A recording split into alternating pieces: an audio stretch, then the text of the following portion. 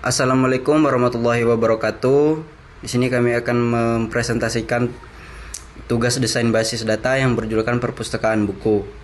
Yang anggotanya saya sendiri Eduardo, Ferry Sanjaya, dan Muhammad Yuspa Alam.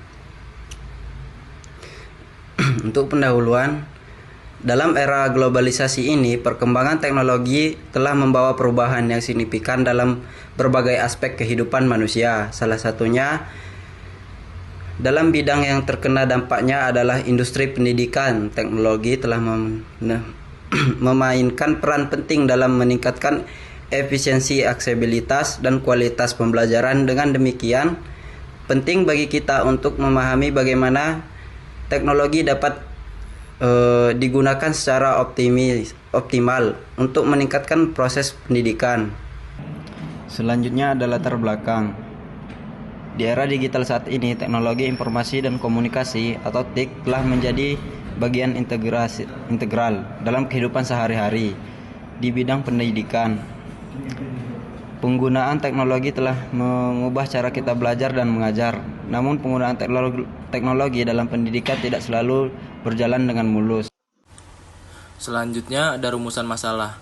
Bagaimana mengorganisir data pelanggan atau peminjam buku apa yang dipinjam, hari dan tanggal peminjam. Apa saja atribut yang perlu dimasukkan dalam setiap entitas atau mencakup informasi yang diperlukan. Bagaimana merancang hubungan antar entitas sehingga mencerminkan hubungan yang benar dalam konteks aturan toko buku. Di sini saya akan melanjutkan presentasi, yaitu yang berikutnya adalah tujuan. Yang pertama, meningkatkan potensi mahasiswa dalam minat membaca buku. Yang kedua, mengidentifikasi tantangan utama dalam mengintegrasikan teknologi dalam proses pembelajaran. Yang ketiga, mengembangkan strategi dan solusi untuk mengatasi kendala yang dihadapi dalam mengimplementasikan teknologi dalam pendidikan. Yang keempat, menilai dampak pengguna teknologi dalam pembelajaran terhadap presentasi belajar mahasiswa. Selanjutnya, atribut yang diperlukan. Yang pertama, ID buku. ID buku adalah kode atau nomor unik yang diberikan pada suatu buku untuk tujuan identifikasi. Yang kedua, judul buku. Judul adalah nama atau gelar dari suatu buku yang mengidentifikasi buku tersebut secara unik. Judul biasanya dipilih untuk mencerminkan isi atau tema utama dari buku itu. Atribut yang diperlukan selanjutnya yaitu yang ketiga, penulis.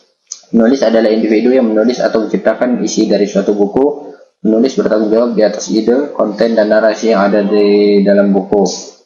Yang kedua, penerbit. Penerbit adalah entitas atau perusahaan yang memproduksi, menerbitkan, dan mendistribusikan buku kepada pembaca.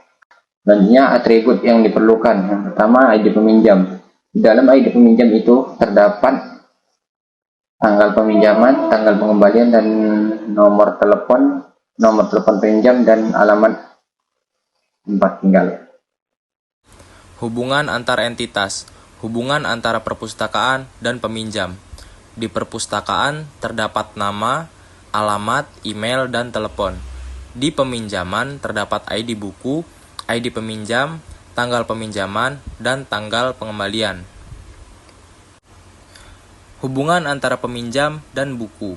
Di peminjaman terdapat ID buku, ID peminjam, tanggal peminjaman, dan tanggal pengembalian.